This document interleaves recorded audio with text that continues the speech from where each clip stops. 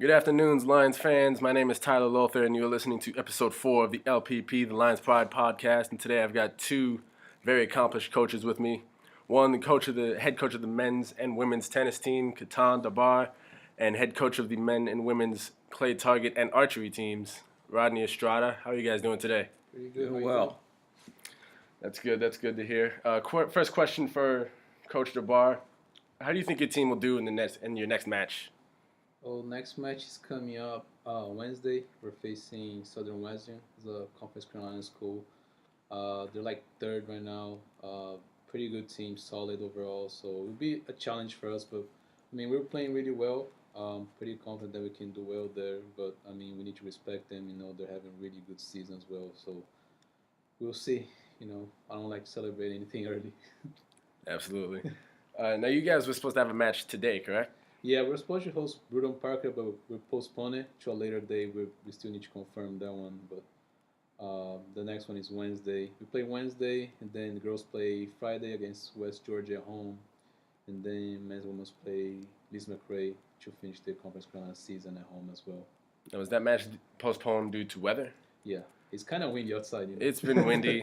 Now, do you guys play, and this is a question for both of you guys, do you guys play and compete in all weather conditions, or what would cancel?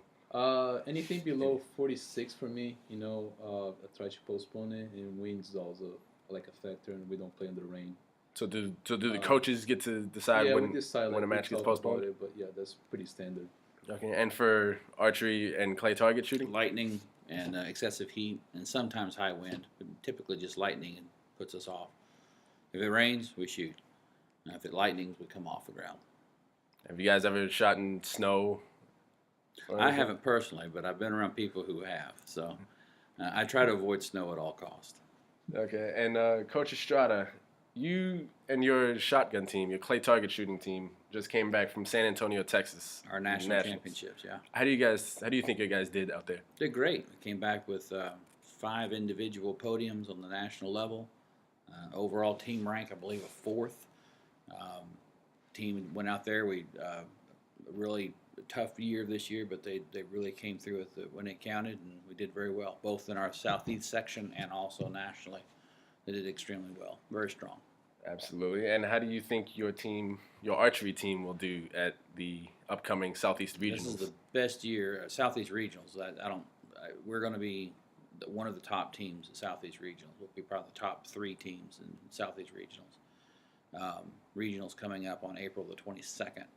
And that's here at Emmanuel College. Emmanuel College, and we'd love to have anybody who wants to come out and watch or shoot it, for that matter. Come shoot it. Check us out on Facebook at Emmanuel Archery.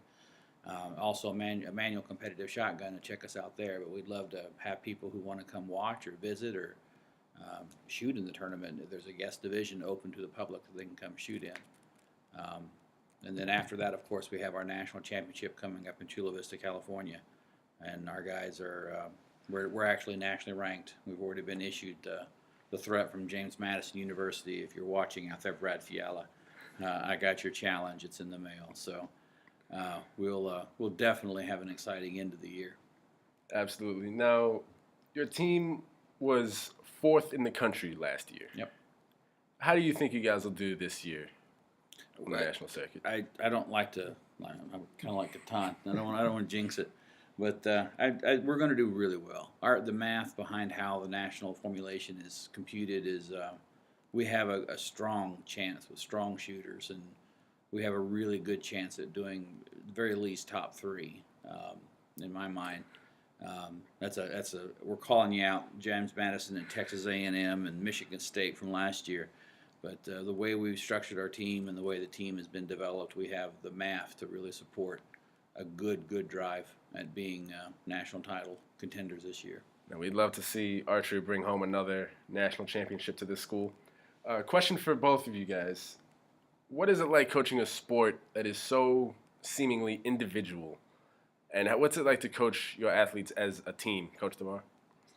Well, it's a little bit challenging for me. We have a lot of international players, so we don't have this high school experience, and I may speak by myself as well. It's really challenging to, especially my freshman year, like to come and we always play by yourself, and now you have not depend but like support somebody else that's training with you and everything. It's new, so I think it takes like a year to get used to that, you know. But we do like a lot of drills, we do a lot of stuff just to encourage that. But it's definitely a challenge, you know. Like you're not, you're by yourself at the end of the day. But even the thing that we pass is like even if you lose, you win. You know, the match you still like keeps going. You know, and we're doing better from that aspect. So, but it is a challenge. Coach Yeah, I Stroud? would agree as well. It is a challenge. I coach two teams. In each of these teams, they individually compete, and on occasion, they'll compete by team. You're one of my athletes, Tyler, and you understand completely the challenge that archery and individual shooting sports represent.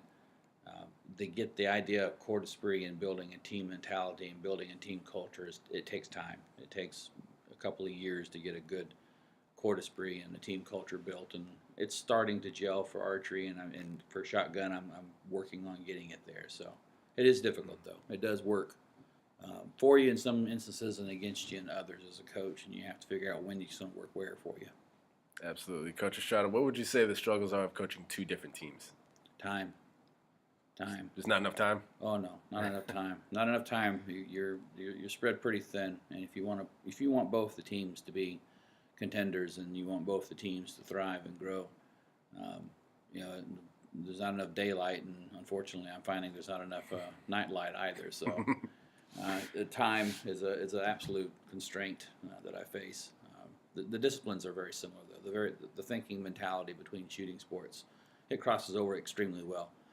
Shooting sports mentality, archers and shotgunners are pretty much the same creatures. It's the time that you have to put in behind the scenes to get fields ready and get tournaments ready and Absolutely. get them to tournaments and do logistics, and that's the part that eats up all of your waking moments. And then on top of that, there's still recruiting and also coaching. So it's absolutely time is a factor. Now, what's it like doing all this with no assistant coach? Because you don't have assistant coach currently for shotgun, do you? No. It's my tithe.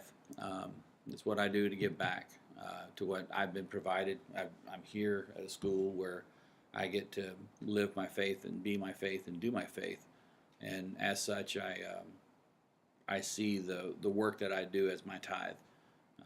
Was what I'm giving back to what God's already given me. On saying that, I've tithed almost my entire year this year. So I would love to have somebody step up and help. That would be fantastic. But it does make it tough. Logistics are really tough. Getting practice set up, doing all these things without an assistant, it's really tough. But don't complain. I continue just to go forward. As far as archery, you've just brought on a volunteer assistant coach. Mike Boyer. And how's that? Has that helped Immensely. immensely? Absolutely. Especially since our field is under construction. We've had to move our practices off campus, which means that I have to have somebody here to unlock access to the bows to get to the practice, which is 12 miles away. So it's really good to have him there. And then when I'm away with shotgun, he's able to pick up the slack and coach, or at least open up the practices to people and help them at coaching at practice when I'm away. I was away for a week and 3 days to San Antonio for Shotgun Nationals, and it was a great help to have him. Big help. Coach DeBoer, tell us a little bit about your assistant coach. Sufyan just joined us like this spring, so he's new, but he's doing really well.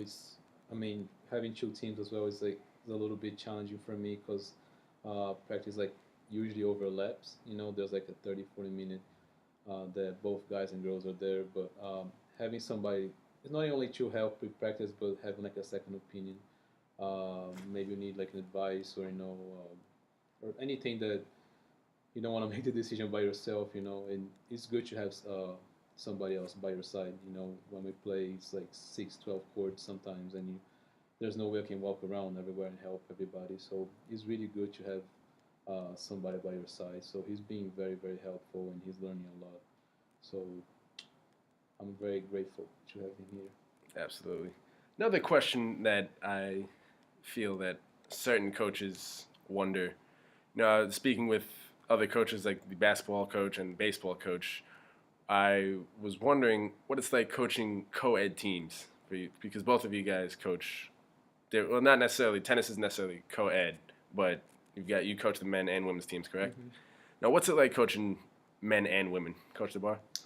It's different. What people don't realize is like it's two different sports. So the game plan, everything is different. Like the way you train, the way you do conditioning, the way even the strategy like on the court is totally different.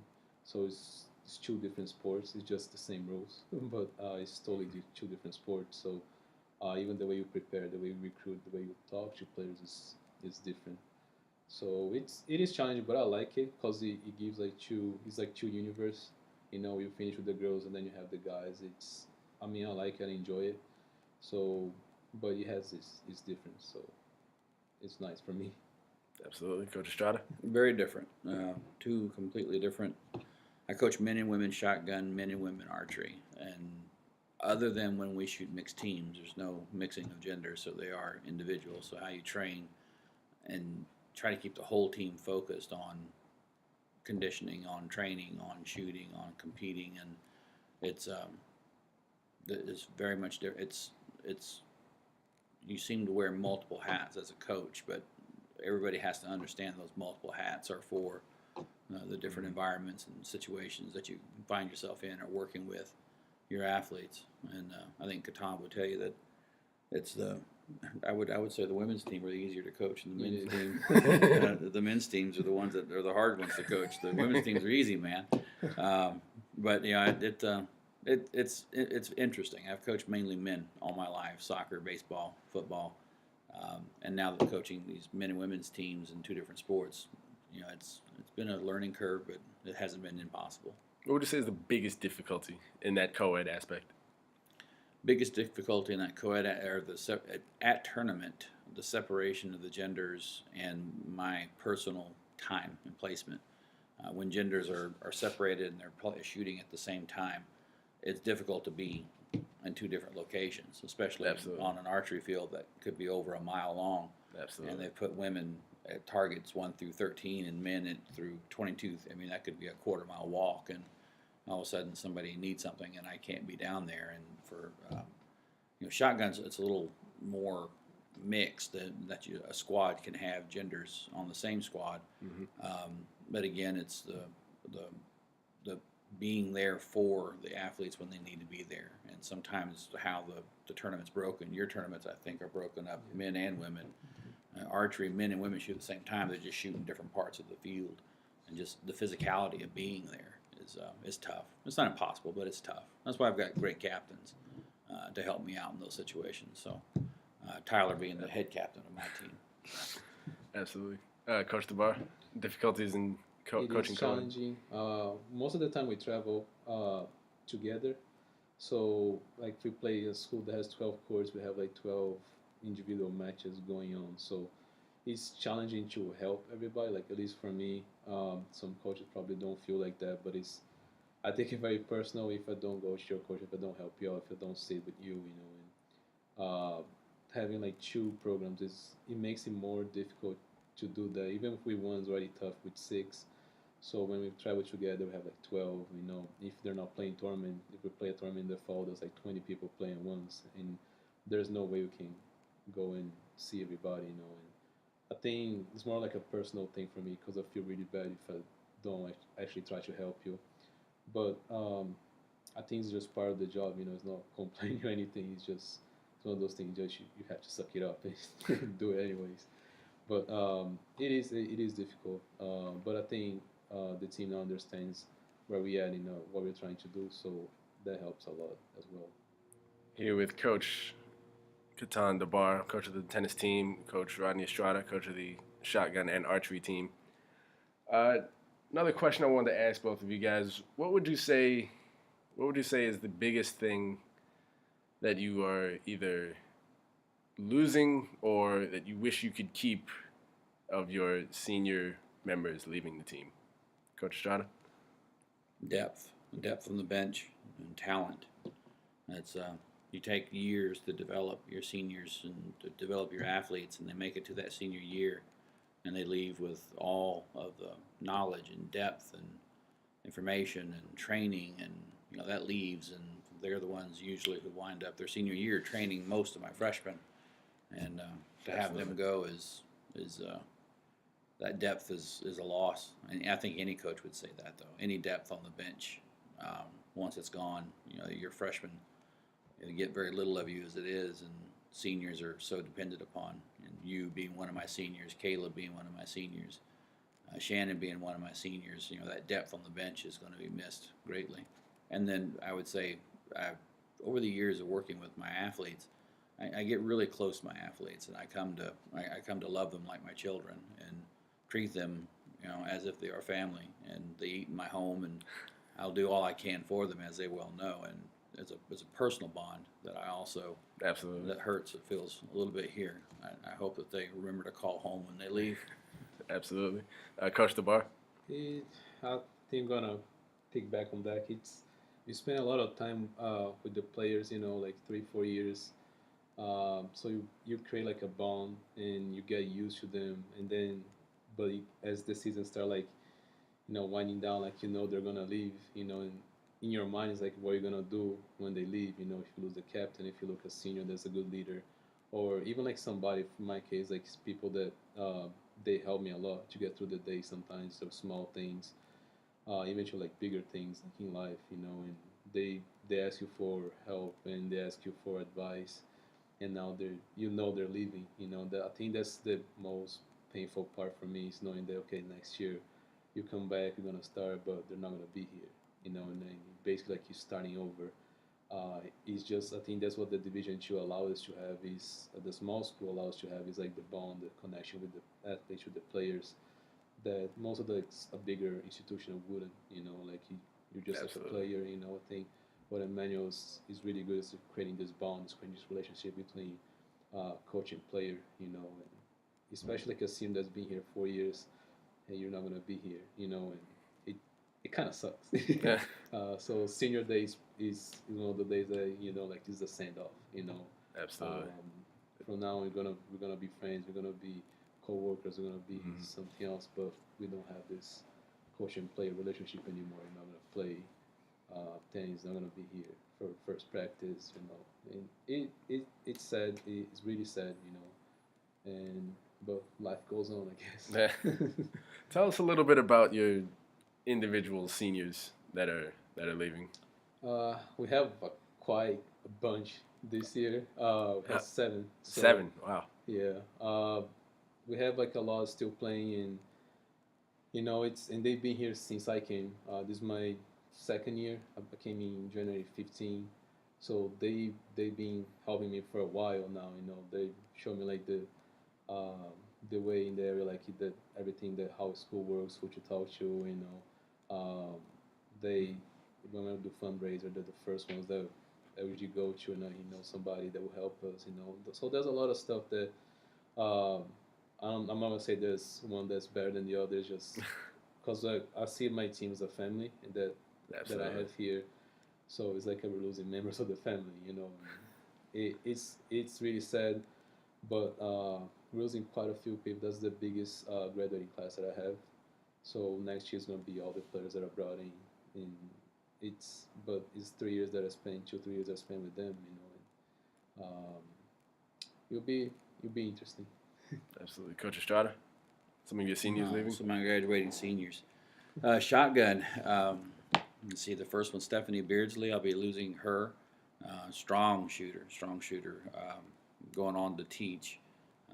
Matter of fact, she podiumed in San Antonio while we were there. She'll be sorely missed. Richie Young, he's leaving, and he's one of our 4-year members of the team. The shotgun team I picked up this year with a coaching change. My graduating archers, Caleb Darrow out of Colorado. He's been a solid, stalwart member of the team, great supporter, hard worker. Solid shooter. Olympic recurve, enormous amount of talent. He also shoots for my shotgun team. He'll be missed. My family has gotten really close with him. I've gotten close with him. Shannon Zanone completely picked her up as I was going to use her as a trainer for the team and a manager for the team, and she wound up being an astonishingly good shooter. Just out of nowhere. Out of nowhere, just picked it up and is shooting lights out and has shot lights out ever since. And then you're the head captain of my team and have been for the past 3 seasons, 3 years. Yep. And you're my left hand and my negotiator, my go-to guy, and losing you is going to be painful. But I do understand that there's a job opening here at Emmanuel College for sports information. So Well, we'll see about that. Yeah. We'll see what we can do. I think Katan and I can pull some strings for you. As far as replacing those guys that are leaving, there's no way to actually replace another person. But what do you look for in a recruit to maybe fill that hole athletically, to fill your team of those guys that are leaving? That's a tough question, right? Because I think every person like on earth is unique. So for me, just knowing that that person gonna fit in with the idea, the goals of the program, and that's gonna be like a team player, is gonna be a future leader, maybe. Um, so it's really tough question to answer, to be honest. But I usually look for somebody that's gonna be a good fit for the program. Who's gonna enjoy the time here. You know, it's not gonna be like a 1 year thing. Hey, I'm leaving anyways. The kind of stuff that's gonna be part of this family. So for me, just knowing that that person's gonna make a difference, gonna make an impact. You know, it's not gonna be just another body out there. So just finding that kind of recruit, that kind of person is, I think, it's, for me, is the biggest challenge. You know, because talent. I mean, you playing college level, you have talent. If you're coming here for a visit, if you're coming here to be on a team, but for me, just what matters the most, what's inside, what kind of person you are. You know. Absolutely. And I think that's just personal, though.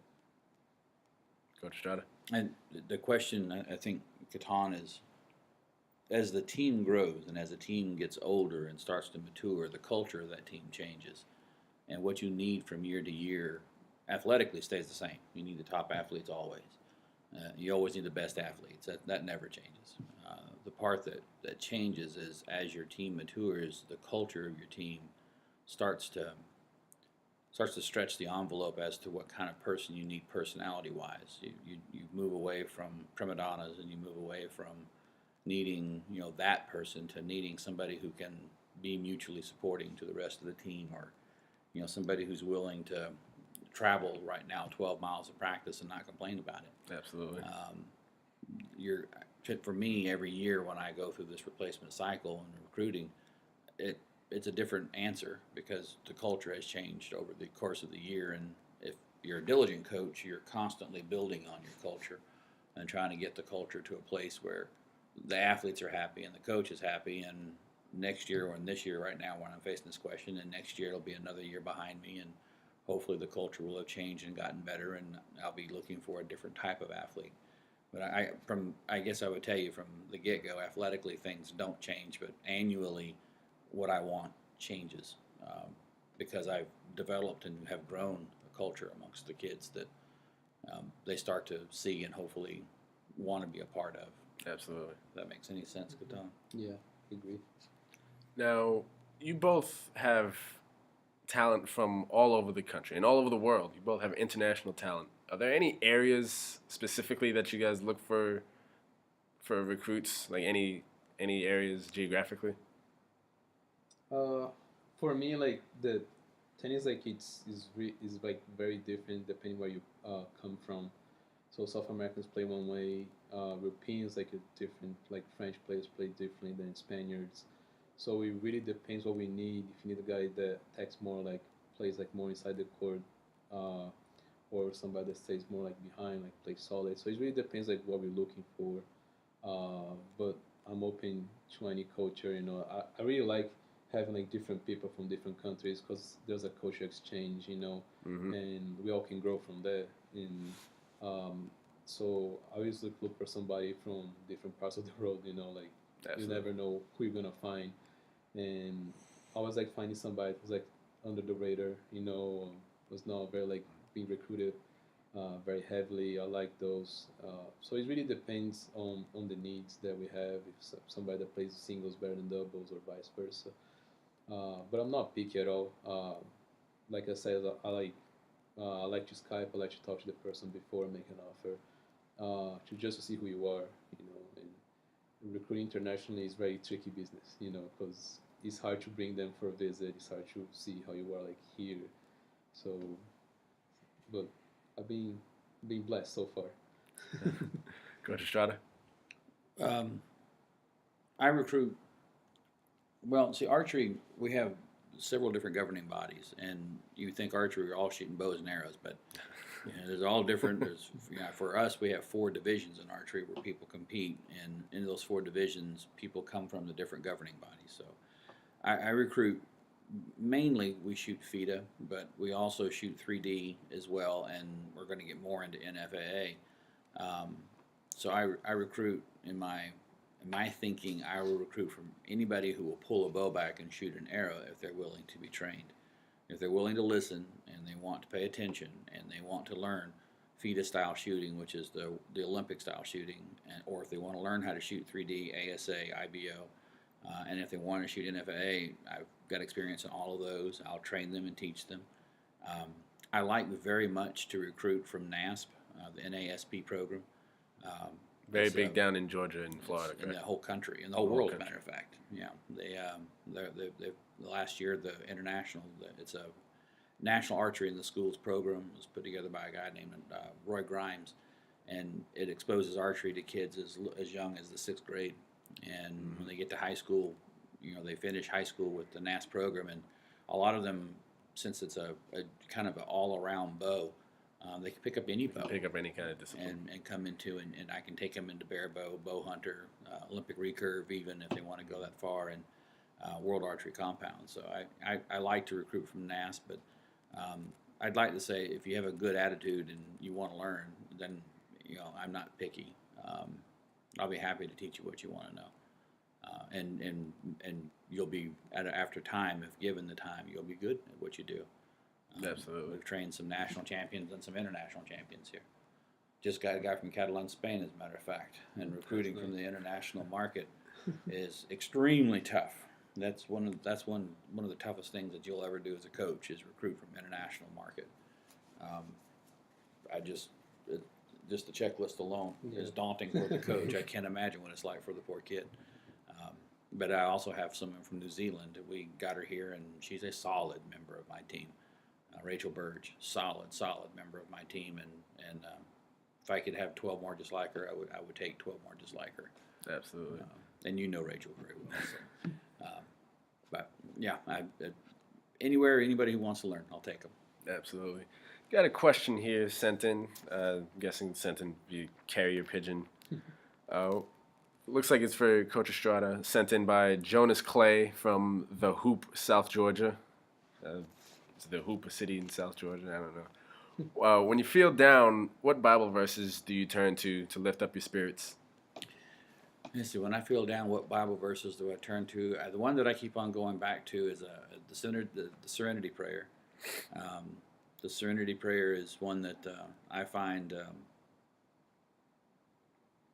probably the one that I go to that helps me to understand, because sometimes you get so involved in a situation that you feel like you need to be a part of every aspect of the situation, and in reality, you don't really need to be that involved. You need to let go, and that Serenity Prayer winds up. It's not a Bible verse; it's a prayer. And then I was raised Catholic, and again, going back to prayers, I go back to a rosary, and I find the rosary meditation extremely helpful to me. Saying Hail Mary and Holy Father, and finishing an entire rosary and praying a novena.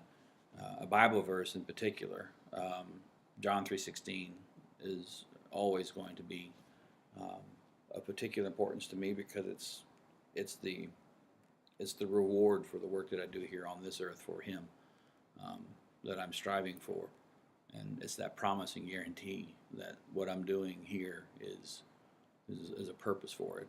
And I've brought people to Christ, and I bring people and expose people to the decision of making and coming to Christ and becoming baptized. And I find that to be probably one of the most important aspects of my job. So the prayers in that specific verse are the ones that I go to. Those are my go-to. That was a question sent in by Jonas Clay from the Hoop, South Georgia. Thank you, Jonas. Building off of that question, how do you deal with Emmanuel College being a private school? How do you deal with those who come to the school and aren't necessarily open to the kind of atmosphere that Emmanuel wants you to, the kind of image that Emmanuel wants you to portray? Coach DeBoer? For me, I think that's something like my dad always told me that you had to be open to anything. There's always somebody out there that can teach you something. You know, I don't believe like a person has to be like closed-minded. They have to be very open to whatever life brings to you. You know, that's the way I live right now, and it took me a while to understand what my dad was telling me, and now I do. You know, and that's one of the things that for like whoever comes in, whoever stays on the team, whatever, like that's what I try to pass to them. You have to be open to new ideas. You know, not only like about sports, but about life. You know, I think one of the things that we do, we talk about is like what's coming next. You know, I think sports. I'm not even talking about tennis in particular. Is sports teach a lot of about life. You know, and some people don't realize that because they're like, I'm here to play, I'm here to compete, and then I have my social life, and then I have something else. And I think sports can open a lot of doors for you, you know, and it can spread like your wings a little bit more, like how to be social with your teammates, how to treat like others, like how to treat coaches, you know.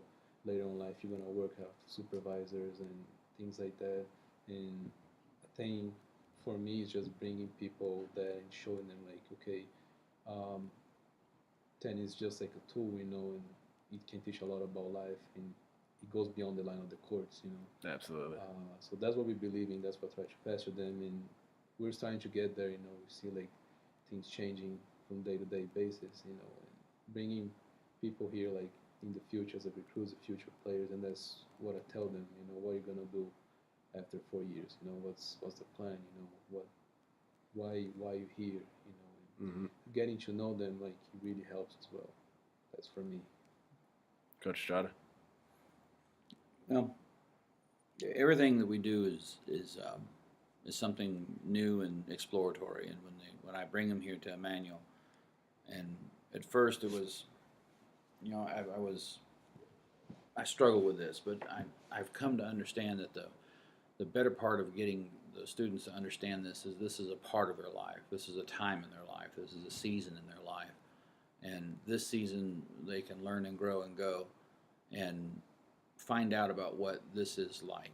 And if this is something that they need help understanding, then I'm there to listen and help them to understand. If they're here to complain and they want to complain, then I'm here to listen to that and try to get them to understand what Emmanuel is all about. But in all things, you try something new and you try something different, and this is what you're going to try here, and while you're here, you're going to play. We're going to scholarship you, and you're going to get a degree, and you're going to graduate and move on. But while you're here, experience what's here, sample what's here. I brought you down from New York, and I remember clearly your first few days here on campus, and it was a culture shock then. Absolutely. It was like ice water over your head. But man, you've actually reached out and you've grown and thrived as an individual and as a human being and as a student, and I'm very proud of you. And that's what I try to get from the athletes. Not every athlete's going to be the same. Some are going to completely not want to do this, not want to be here, and not want to do things. But for those who want to try, I'm willing to help and get them to understand that sometimes instead of pepperoni pizza, you need to have a sausage pizza. You got to have variety and change up things. And this is your change up for a while. And living in Franklin Springs, Georgia, where chickens outnumber people, you know, there's things here that you're going to learn that for the rest of your life you'll never forget, that will shape you as a human being.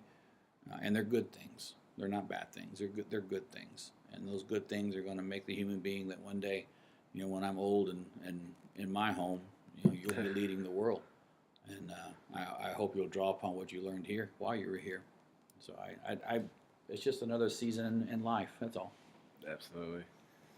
I even said y'all once in the past 3 years. He's more than once. Just once. Final question for you guys. Pregame speeches are more of a team thing. I don't know if you guys give you guys pregame speeches or talking tos or whatever. But if you could give your guys one final speech or statement or quote, a prayer, anything like that, before the biggest match of their lives, before the biggest game or like the Olympic Games or whatever, what would you say to your team? That's a tough question. I know what I say. I You say can go first. I 'Cause say I'm it. on the spot right now. I say it to shotgun and I say it to archery. And before we leave the bus or before we go to a match or before it's whatever, you're coming to match play or ORs or team rounds or whatever, even in training, the last thing I always say to you is trust your decisions. Trust your training, trust your decisions. You've been taught well. You know what to do. It's the doubt is the devil that's eating at your game. Trust yourself. Because basically in my sport, I can't get up there and do it for you. I can't yell at you to do anything, do any better. I can't run down the sideline with you. You've got to trust your training and what you've been taught to do. And I tell you guys, trust yourselves. Both shotgun and archery, same thing. Trust yourselves. You're the pros. You know what you're doing. Trust yourselves. And the decision will come out right. Absolutely. Coach Lamar? For me, like I will always talk about different stuff before we play, depending who we're playing, the opponent and stuff. We always have that 5 minutes that we talk about like, the opponents, we pray, and we have like a team kind of thing before we do the lineup. And I tell them a lot about decisions and about like don't. One thing I don't like is when they say I cannot do something, and I usually tell them don't say I cannot, or you say like I'm right now I don't want you, but I currently struggle with something, but don't say I cannot do something, So that's one of the biggest things that I tell them like all the time. Don't say that, Right now it's tough. Right now it's difficult, but I'm a problem solver. That's what I tell them. Like you're a problem solver. We're gonna find a solution. So that's probably what I would say because we hit on that key like a lot. So Both great things to say to your teams before the biggest match of their lives. All right, that's our show. Thank you for listening to the Lions Pride podcast this week. We'd like to say thank you to Coach DeBar and Coach Estrada for joining us. Have a great week.